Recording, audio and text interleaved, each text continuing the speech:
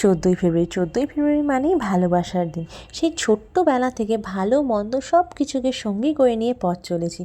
জীবনে অনেক কিছু ভালো পেয়েছি, আবার অনেক জিনিস হারিয়েও ফেলেছি।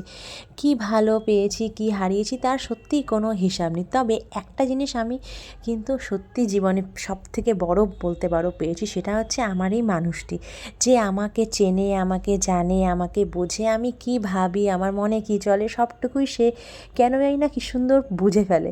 আমি সত্যি, আমার জানা নেই, হয়তো ভালোবাসার মানুষেরা এরকমই হয়, যে যাকে সত্যি ভালোবেসে ফেলে বা ভালোবেসে থাকে সে হয়তো এরকম করেই তার মনের কথা বুঝে যায়।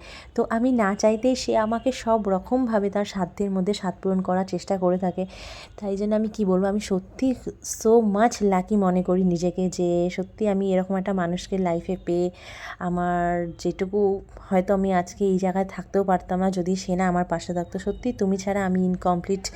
তো এত সুন্দর করে ভ্যালেন্টাইন্স ডে আমাকে সারপ্রাইজ দেওয়ার জন্য আমি কিছু তোমাকে ধন্যবাদ বলবো না, একটাই কথা বলবো, এইরকম করে ভালোবেসে জীবনের শেষ দিনটুকু পর্যন্ত আমি তোমাকেই শুধু পাশে চাই, আর কিচ্ছু বলবো না। ভালো থেকো প্রিয়। আর আমার জীবনের সত্যি তুমি একটা অনেক বড় জায়গা, যেখানে আর কেউকে আমি